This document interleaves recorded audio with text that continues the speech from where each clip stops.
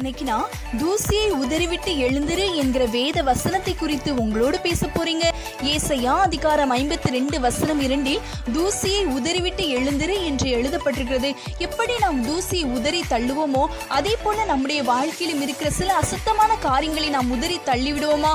கோபங்கள், மூர்க்கங்கள், பொறாமைகள், வம்பான வார்த்தைகள், இச்சைக்குரிய அநேக காரியங்களையும் நம் சரீரத்தை விட்டு, நம்முடைய அவயங்களை விட்டு நாம் உதறி தள்ளி அவருடைய பரிசுத்தத்திலே நடப்போமா?